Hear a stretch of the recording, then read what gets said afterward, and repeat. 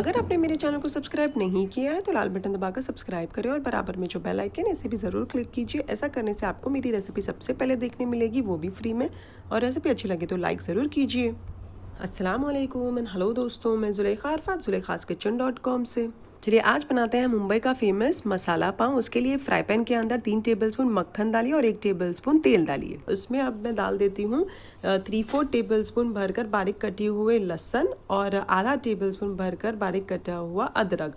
इसके साथ साथ मैं एक छोटी मिर्ची को बारीक काट कर डाल रही हूँ। आपने ज़्यादा स्पाइसी नहीं खाना है तो आप ये हरी मिर्ची को स्किप कर सकते हो। चलिए ये सारी चीज़ों को मिक्स कीजिए और बहुत अच्छे से फ्राई कीजिए, तकरीबन आधे या 1 मिनट तक मीडियम आंच पर।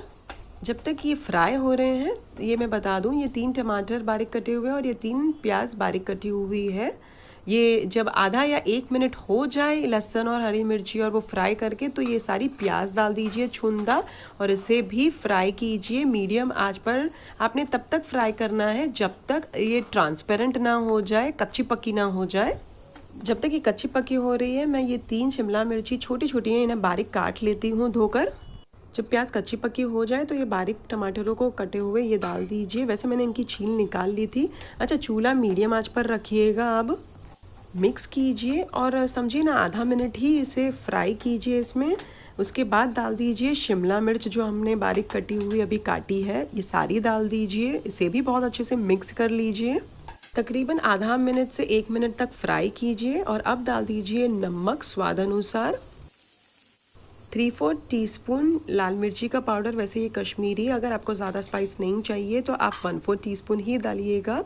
अब डाल दीजिए आधा छोटा चाय का चम्मच भुना हुआ और पीसा हुआ जीरा। वैसे ये 1/4 टीस्पून है, इसके लिए मैंने 2 बार डाला है।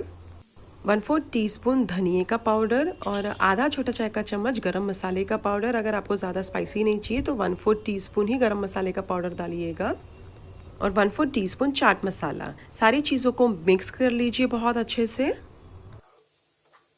चूल्हे को मीडियम आंच ही रखिएगा और अब डाल दीजिए आधा टेबलस्पून भरकर पाव भाजी मसाला और 1 छींटा थोड़ा सा पानी का डाल दीजिए। बहुत अच्छे से मिक्स कर लीजिए और मीडियम आंच पर इसे तब तक पकाएं जब तक तेल ना छूट जाए, तरी ना ऊपर आ जाए।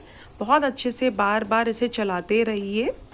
1 से 2 मिनट के बाद मैंने नमक वगैरह चेक कर लिया था, तो मुझे नमक थोड़ा कम लगा, मैंने नमक भी डाला है। और अब आधा टेबलस्पून मुझे ये भी कम लग रहा है पाव भाजी मसाला, तो इस हिसाब से मैंने 1 टेबलस्पून भर के पाव भाजी मसाला डाला है और थोड़ा सा नमक कम लगा तो वो भी डालकर मैं फिर से मिक्स कर लेती हूँ और इसे रोस्ट होने रहने देती हूँ चूल्हे के ऊपर मीडियम आंच पर जब तक तेल नहीं छूट जाता तब तक। चलिए कुछ मिनटों के बाद ये थोड़ा सा तेल छूट चुका है, तरी जैसे आप साइड से देख सकते हैं। तो उसमें थोड़ी सी बारीक कटी हुई कोथमीर डाल दीजिए और मैंने आधा टीस्पून जितना नींबू का रस डाला है। आपने आधा टीस्पून ज़्यादा लग रहा है तो आप 1/4 टीस्पून नींबू का रस डाल सकते हैं या फिर टोटली स्किप भी कर सकते हैं। डालकर बहुत अच्छे से मिक्स कर लीजिए।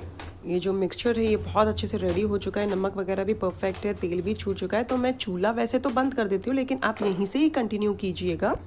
जो ब्रेड हैं इन्हें लीजिए और इनको स्लिट कीजिए। सारे ब्रेड को एक एक करके, पूरे अंदर तक नहीं, थोड़ा सा स्लिट करेंगे तो ये ऊपर खुल जाएगा। जैसे ये देखिए इस तरीके से, तो चारों को इस तरीके से कर लीजिए।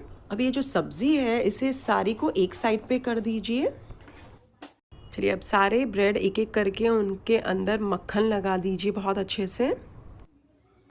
वैसे आप डायरेक्टली ये जो मसाला बनाने के बाद सर्व कर रहे हो तो चूल्हा बंद करने की ज़रूरत नहीं, चूल्हे को स्लो कर देना और प्रोसीजर ये चालू ही रखिए।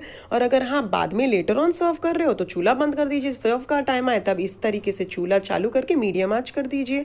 चलिए ये मक्खन लगा हुआ जो साइड है ये आप तवे के ऊपर डालिए, कुछ सेकेंड्स के लिए फ्राई कीजिए। जब आपको लगे थोड़े फ्राई हो चुके हैं तो पलट डालिए और ये जो मिक्सचर हमने बना के रखा है वही इसके ऊपर डाल दीजिए, ब्रेड एक एक ब्रेड के ऊपर। आप चाहें तो दोनों साइड पर डाल सकते हैं, आप चाहें तो एक ही साइड पर डालिए। चूल्हा आप स्लो कर दीजिएगा। और अब मैं डाल रही हूँ ये चीज़ खुरच कर। आपने चीज़ नहीं डालनी है तो मत डालिएगा, लेकिन मैं चीज़ डाल रही हूँ। दोनों साइड पर चीज़ डालना है तो दोनों साइड पर डालिए या एक ही साइड पर डालिए, वैसे ही प्रोसेस चीज़ है। चलिए इसे आप इस तरीके से पाँव को बंद कर दीजिए और अब इसे पलट डालिए दोनों को और चूल्हा स्लो ही रखिएगा। अगर आप ये जो चीज़ डाल रहे हैं तो चूल्हा स्लो पर रखिए, और अगर आप चीज़ नहीं डाल रहे हैं तो आप चूल्हा मीडियम आंच रखिए, उलट पलट कीजिए, थोड़ा सा गर्म हो जाए तो निकाल लें। और अगर चीज़ मेरी तरह आप डाल रहे हैं तो उसे आप स्लो आंच पर ही रखिए, आगे पीछे पलटते रहिए। जब थोड़ा सा चीज़ मेल्ट हो जाए, थोड़ा सा इस तरीके से आप ये जो मसाला है इसके ऊपर थोड़ा सा लगा लीजिए, डाल दीजिए और इसे सर्व कर दीजिए। वैसे चीज़ आपने देखा मेरी पूरी पिघल चुकी है, तो मैं अब इसे सर्व कर लेती हूँ। इसी तरीके से दूसरे दो भी आप बना लीजिए और गर्मा गर्म मसाला पाव सर्व कीजिए।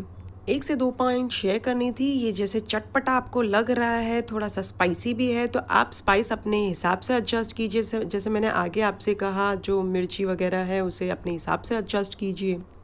आप चाहें तो फ्राई पैन में भी बना सकते हैं। शायद आपके फ्राई पैन में इतनी स्पेस ना रहे, इतना बड़ा फ्राई पैन ना हो, तो आप क्या कीजिए, ये जो मसाला है सबसे पहले जब बन जाए तो उसे एक बाउल में ट्रांसफ़र कर लीजिए।